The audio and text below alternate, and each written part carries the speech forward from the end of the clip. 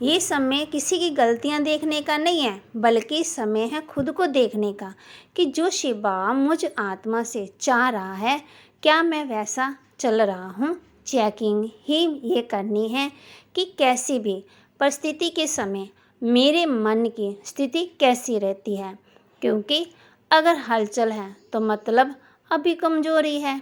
ईश्वरीय ज्ञान कोई कथा थोड़ी है ना, जिसे केवल सुनना ही है।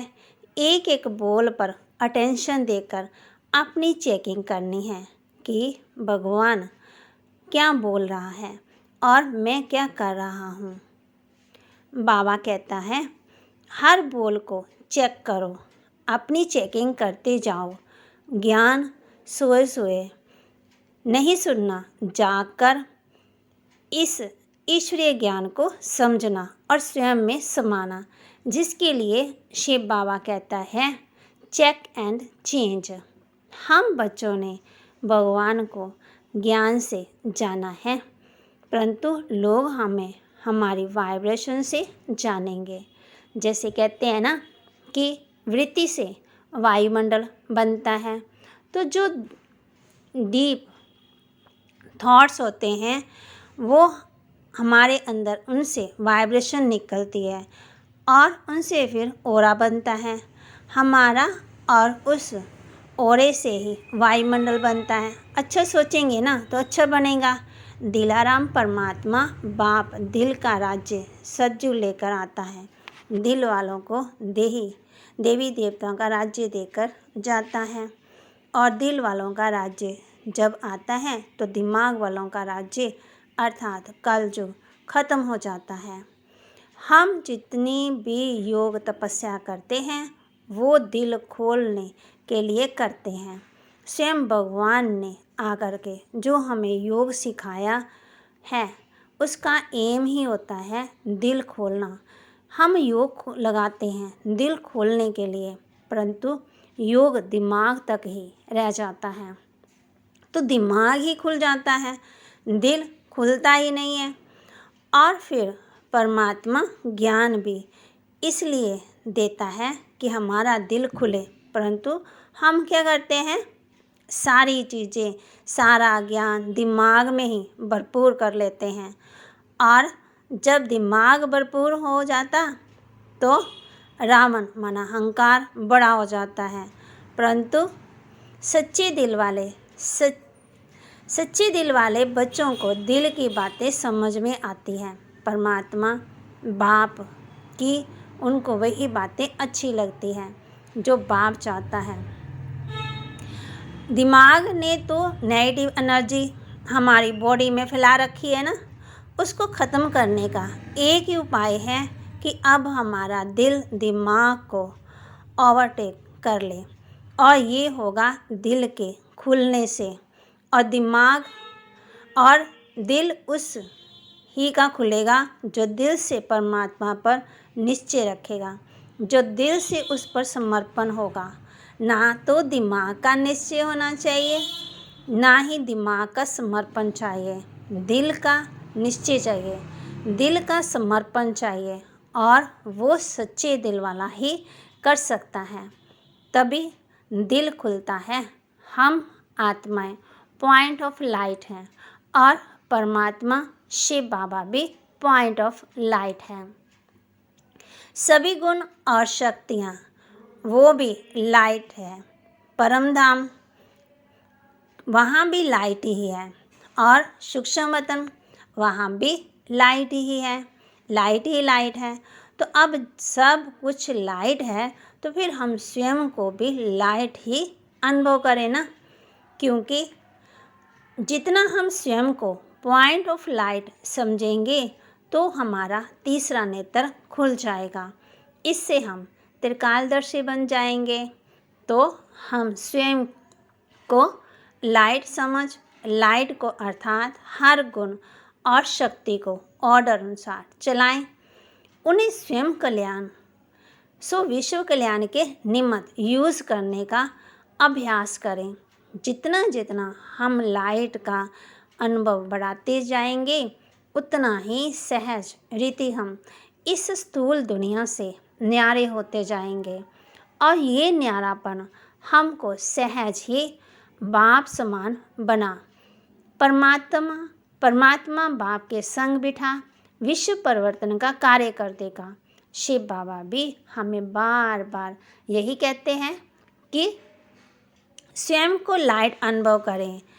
सोचें कि मैं लाइट हूँ, बस लाइट ही लाइट है। इस लाइट से इस अंधकार में दुनिया में रोशनी आ जाएगी। ओम शांति।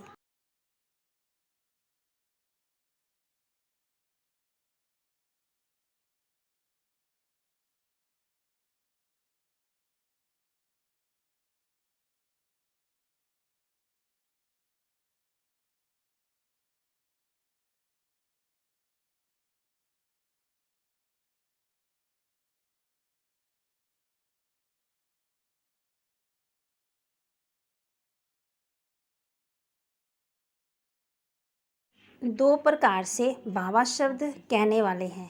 एक है दिल से बाबा कहने वाले और दूसरे हैं नॉलेज के दिमाग से कहने वाले। जो दिल से बाबा कहते हैं उनको सदा सहज दिल में बाबा द्वारा प्रत्यक्ष प्राप्ति, खुशी और शक्ति मिलती है।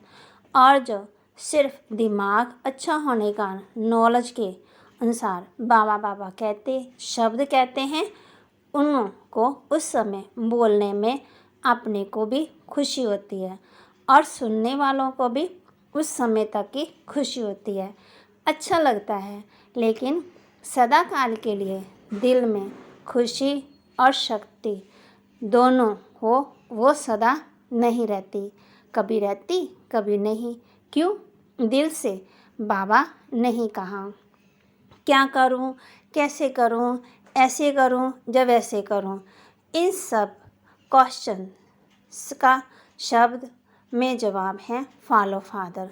साकार कर्म में ब्रह्मा बाप को फॉलो करो, निराकारी स्थिति में अशरीरी बनने में शिव बाप को फॉलो करो। दोनों बाप और दादा को फॉलो करना अर्थात क्वेश्चन मार्क समाप्त होना व श्रीमत पर चलना। ये मुश्किल है, पूछने की आवश्यकता पड़ती है क्या? कॉपी करना, अपना दिमाग नहीं चलाना है। बाप समान बनना अर्थात फॉलो फादर करना मुश्किल है या सहज है? सहज है ना? तो बाबा हम बच्चों को कहते जो सच्चे दिल से दिल का समाचार बाप परमपिता परमात्मा शिव के आगे रखते हैं, वो सच्चे दिल पर बाप सदा राजी है। इसलिए दिल के समाचार में जो भी कोई छोटी मोटी बातें आती भी हैं तो वह बाप की विशेष याद के वरदान से समाप्त हो जाएगी। बाप का राजी होना अर्थात सहज बाप की मदद से मायाजीत बनना। इसलिए जो बाप को दे दिया, चाहे समाचार के रूप में, पत्र के रूप में, रूहान के रूप में, जब बाप के आगे रख दिया, दे दिया, तो जो चीज़ किसी को दी जाती है वह अपनी नहीं रहती, वह दूसरों की हो जाती है। अगर कमजोरी का संकल्प भी बाप के आगे रख दिया तो वह कमजोरी आपकी नहीं रही, आपने तो दे दी, उससे मुक्त हो गए। इसलिए यही याद रखना कि मैंने बाप के आगे रख दी है अर्थात दे दी है। तो बाबा हम बच्चों को समझाते हैं कि बच्चे ये है अपने आप को आगे बढ़ाना। ओम शांति।